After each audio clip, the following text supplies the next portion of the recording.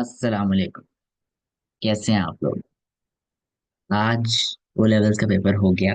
Paper one easy था है मुश्किल, पहले तो ये बताएं। खैर मुझे तो बहुत मुश्किल लगा। देखें, आज के पेपर में जो पहली हमारे मेन थी, हमारी इंपॉर्टेंस लिखनी थी, तो तीन सूराज आई थी। सूरा फातिहा, सूरा इखलास और सूरा जोहा। ऐसे ही था ना? अब अगर आप मेरा गेस्ट पेपर देखें, गेस्ट पेपर में क्या लिखा हुआ है? सूरा फातिहा नंबर वन पे, ये मैंने पहले रिलीज कर दिया था पिछली वीडियो में, देख लीजिएगा। सूरा दोहा नंबर टू पे, और बैकअप्स में मैंने सूरा इखलास भी लिखी हुई है। ठीक है, तीनों सूरतें यहाँ से आ गई। वैसे ये तो कोई भी कर लेता, पुराने पैसेजेस तो इजी होते हैं। उसके बाद नेक्स्ट क्वेश्चन था अल्लाह's relationship with created world but using passage number 296, 99 और 114। अब जो बच्चे कंफ्यूजन कर रहे हैं ना इधर, वो कर रहे हैं 99 पैसेज कौन सा वाला था, सूरह जिलजाल थी। और वो पूछ रहे हैं कि लिखना था कि नहीं लिखना था। ऑब्वियस सी बात है, उन्होंने मेंशन किया हुआ है तो लिखना था। सिर्फ सूरह फातिहा उन्होंने एक्सक्लूड की, क्योंकि सूरह फातिहा वो पहले दे चुके थे। अब इसमें आपको अगर 6 मार्क्स सिक्योर करने हैं तो मार्किंग स्कीम के अकॉर्डिंग आपको एटलीस्ट दो दो वर्सेस हर एक की लिखनी चाहिए। लेकिन पहले पैराग्राफ में आप एक्सप्लेन कर देंगे कि अल्लाह का रिलेशनशिप कैसा था क्रिएटेड वर्ड से, इन सूराज के नाम बता देंगे क्या क्या थे। फिर आप बता देंगे कि अल्लाह का रिलेशनशिप कैसा है, अल्लाह अपने बारे में क्या क्वालिटीज बयान करते हैं। अल्लाह हमारे गाइडर हैं, प्रोटेक्टर हैं, सस्टेनर है, वगैरह वगैरह। फिर आपने एक एक करके हर पैसेज की मेन थीम को इलेबोरेट करना है। पैसेज टू सूरह बकरा थी, वो वाली सस्टेनेंस वाली, कि अल्लाह ने हमें हर चीज सस्टेनेंस के लिए दी है। इसकी दो वर्सेस और एक्सप्लेनेशन, मेन थीम। इसकी सूरह अलग की भी सेम, सूरह जिलजाल की भी, सूरह नास की भी। इस तरह इजीली हो जाता। दूसरा था in what veg can a man show gratitude towards Allah for his bounties. 4 mark का। ये तो आप कोई से भी दो डेवलप पॉइंट्स लिख देते कि हमें नमाज पढ़नी चाहिए, हमें दुआ करनी चाहिए, हमें कुरान पढ़ना चाहिए, वगैरह वगैरह। हम लोग इस तरह अल्लाह को ग्रेटिट्यूड शो कर सकते हैं। मतलब हम बेसिकली पूछना चाहते हैं अल्लाह को हम खुश कैसे कर सकते हैं, सही है? तो ये तो हम कुछ भी लिख लेते। नीचे आ जाए तो है events at the battle of बदर। अब ये वाला जो क्वेश्चन टू था, ये भी मेरे गेस्ट पेपर के history and importance of Quran नजर आ रहे हैं ना आपको? यहाँ पे क्या लिखा हुआ है? Themes, Allah relationship with human kind. ठीक है, ह्यूमन काइंड वही, क्रिएटेड वर्ल्ड सेम। ये क्वेश्चन आ गया। नेक्स्ट आ जाता है life and importance of profit. इससे मैंने प्रिडिक्ट किया था कि पेपर्स को एनालाइज करने के बाद बैटल ऑफ बदर आएगी, और बैटल ऑफ बदर मैंने दी हुई थी इधर। ये लिखी हुई है बैटल ऑफ बदर। ये क्वेश्चन आ गया। बैटल ऑफ बदर तो सबको आती होगी, कॉजेज लिखने थे, इवेंट्स लिखने थे और आउटकम, सिंपल। उसके बाद था what outcome was most important for people of Medina. इसमें आप कोई भी आउटकम लिख सकते थे कि क्या आपको लगता है कि इंपॉर्टेंट था आउटकम। उससे इस्लाम कैसे स्ट्रेंथन हुआ, मुसलमानों को मोटिवेशन मिली, और मुहाजिरीन और अंसार का बॉन्ड स्ट्रेंथन हुआ, फलाना फलाना। काफी कुछ लिख सकते थे इसमें। क्वेश्चन थ्री, क्वेश्चन फोर की अगर हम बात करें तो इसमें था details of letters prophet sent to different emperors from Medina. ये क्वेश्चन आज तक नहीं आया और किसी ने प्रिडिक्ट भी नहीं किया था कि ये क्वेश्चन आ सकता है। और ये बहुत मुश्किल भी था इस वजह से। जिसने जाहिर है पढ़ा हुआ होगा उसके लिए तो इजी था, लेकिन खैर मैंने तो इस चॉइस पे ही छोड़ा है क्योंकि मुझे तो बिल्कुल नहीं आता था। अब इसमें भी काफी उनके बारे में लिखना था। हेराक्लिस वाला वाकया लिखना था, नजाशी वाला लिखना था, चोर्स वाला, खुसरो परवेज, और बहरेन और ओमान के एम्परर का। बहुत सारी चीजें आ जाती हैं इसमें।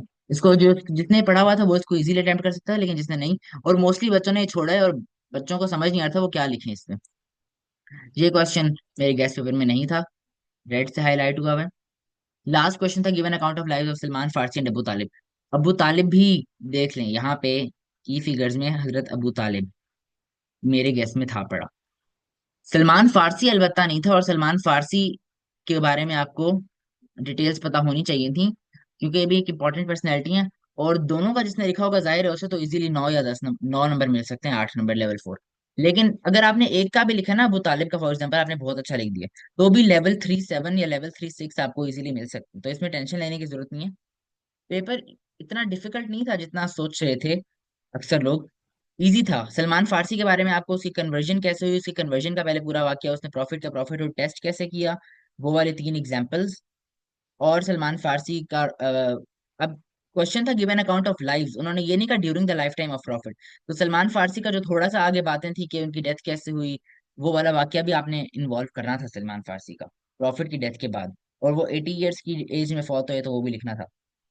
Next, how important was Salman contribution to improve relation with profit.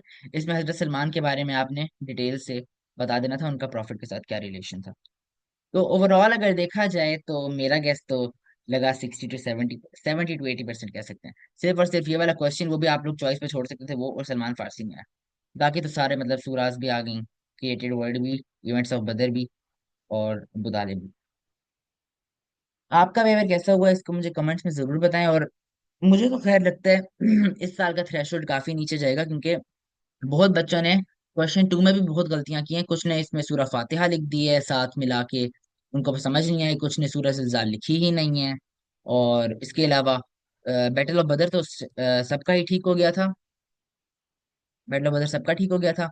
Next था, अक्सर बच्चों को ये वाला क्वेश्चन उन्होंने अटेम्प्ट ही नहीं किया, देखिएगा जब एग्जामिनर रिपोर्ट आएगी तो ये होगा लीस्ट अटेम्प्टेड क्वेश्चन।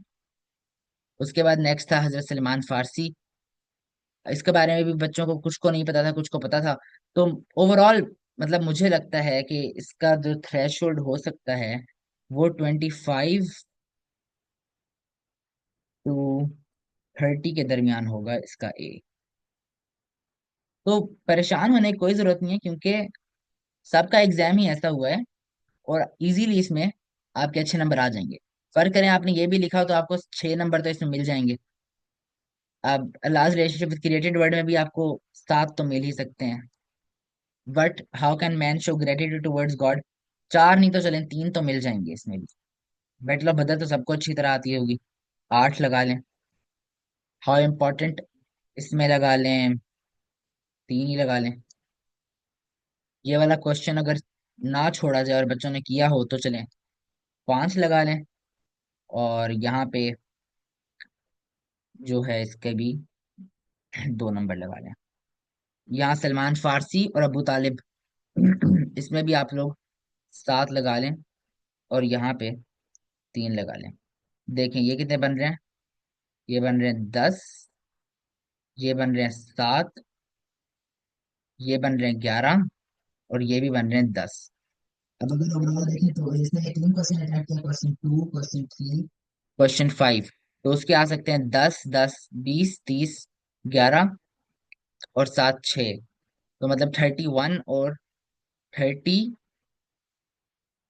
31 से 6 ऐड करेंगे तो 37 तो इजीली बन रहे हैं ना। इससे कम भी मतलब 25 to 30 ही होगा इस पेपर का थ्रेशोल्ड। परेशान होने की बिल्कुल जरूरत नहीं है, बल्कि पेपर 2 के लिए मेहनत करेंगे, पेपर 2 में भी कुछ ऐसा ही हो सकता है। पेपर 2 का तो कंटेंट भी ज्यादा है, इतनी सारी बैटल्स हैं, तो उसके अबू बकर की एक्सपेंशन अच्छी तरह करनी चाहिए। अबू बकर की एक्सपेंशन में मैंने अपने नोट्स बनाए हुए हैं, अगर आपको जरूरत हो तो बताइएगा कमेंट्स में, तो मैं उसको शेयर कर दूंगा यहाँ पे वीडियो बना के। क्योंकि अबू बकर की एक्सपेंशन आज तक नहीं है, वो मैंने डॉक्टर इफ्तिखार के गेस्ट में देखा था, उन्होंने लिखा हुआ था। खैर बाकी अपने पेपर का हाल हवाल दें, ताकि हमें भी कुछ तसल्ली हो कि कैसे हुए हैं पेपर्स आप लोगों के, और हम लोग भी जरा दिली तौर पर मुतमईन हो। और इससे हमें मोटिवेशन मिलेगी कि सबका अगर अच्छा नहीं हुआ तो मतलब हम लोग अगले पेपर से मेहनत करें तो इजीली उसमें अच्छा आ जाएगा। चलें, ख्याल रखें अपना, चैनल को सब्सक्राइब कर लें। अगर आप अगले, मैं उसका अपलोड करूंगा पाकिस्तान स्टडीज का, हिस्ट्री का आने वाला है ना नेक्स्ट, हिस्ट्री का पेपर का गेस, और साथ में इस्लामियात का P2। P2 हमारा है ना 7 मई को, 7 मई से पहले ही कर दूंगा मैं। और हिस्ट्री का होगा 5 मई को है। जियोग्राफी का ये भी हो जाएगा आप लोग। ठीक है, ख्याल रखें अपना। अल्लाह हाफिज।